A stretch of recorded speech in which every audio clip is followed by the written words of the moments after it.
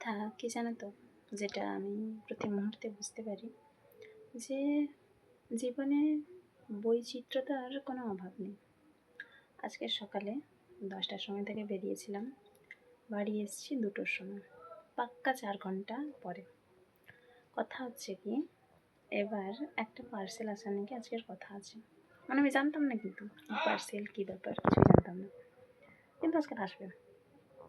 সকালে 9:30টার খানিকক্ষণ পর, ওই 9:40 থেকে 45-এর মধ্যে হোয়াটসঅ্যাপে ওটিপি আসে একটা, যে কোনো পার্সেল আসবে সেই জন্য। তো আমি তখন সে অ্যাপে গিয়ে দেখলাম যে কী পার্সেল, কিন্তু সেখানে কিচ্ছু নেই, যার কারণে বুঝতেও পারিনি। এবার যে পাঠাতে পারে বলে ভেবেছিলাম, যেহেতু অ্যাপে গিয়ে কোনো কিছু দেখতে পাইনি, আমি সেজন্য ভাবছি যে বোধহয় কিছু না। এবার এসএমএসটা তো এমনি ভুল বসাতে এসছে, অনেক সময় হতেই পারে, অতটা গুরুত্ব দিইনি। তারপর তো হয়তো বললাম যে 10টা থেকে 2টো অবধি বাড়িতেই ছিলাম না। এবার আজকের আমার সাথে করে জল নিয়ে যাওয়া হয়নি, প্রচণ্ড গরমে এই দোকান ওই দোকান এখানে ওখানে অনেক জায়গায় ছোটাছুটি করতে হয়েছে, গরমে কাহিল অবস্থা। তার মাঝে আবার 1 ঘন্টার মধ্যে প্রায় 8-9 বার ধরে ডেলিভারি কাকু ফোন করেছে। আমি জানতাম না, মোবাইল ছিল ব্যাগে। এমন সময়গুলোয় ফোন করেছে যখন মোবাইল ভাইব্রেট হচ্ছে, আমি বুঝতে পারিনি। পরে বের করে যখন দেখলাম যে কে ফোন করছে সেটা দেখলাম। এবার আমি ভাবলাম যে হয়তো ভুলে, আবার এটাও ঠিক, ভুলবশত কি কেউ 8-9 বার ফোন করবে? আমার উচিত ছিল ঘুরিয়ে করার, কিন্তু মেন যে কাজটার জন্য আজকে যাওয়া, সে কাজটা সাকসেসফুল হয়নি।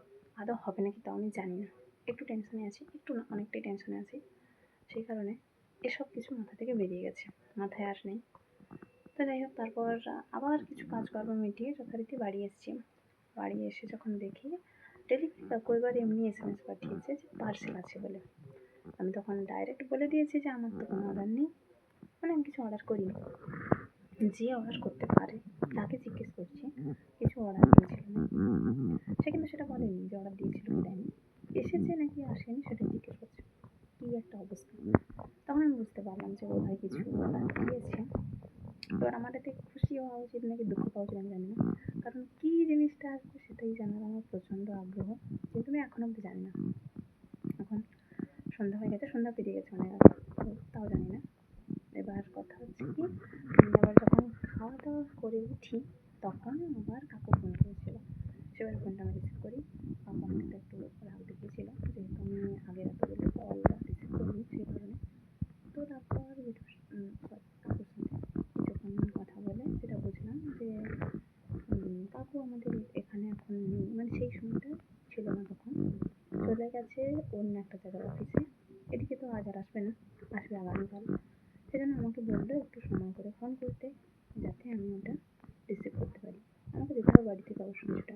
সেটাই হোক, আমি খালি তখন থেকে ভেবে যাচ্ছি পার্সেলে কী থাকতে পারে, ওটাই ভেবে যাচ্ছি। ঠিক আছে, মা জিজ্ঞেস করলাম কিরে কে ফোন করছে, কী পার্সেল আসবে? আমি বললাম আমি জানি না, কী পার্সেল আসবে আমি সত্যিই জানি না, কালকে যাই গিয়ে দেখি কী আসছে, তারপর বলবো। তোমার তো প্রশ্নের শেষ নেই, আমার কাছে কোনো উত্তর নেই, আমি জানি না কী পার্সেল আসে, ভগবান জানে। চিন্তায় আছি, কখন রাতটা কাটবে, কখন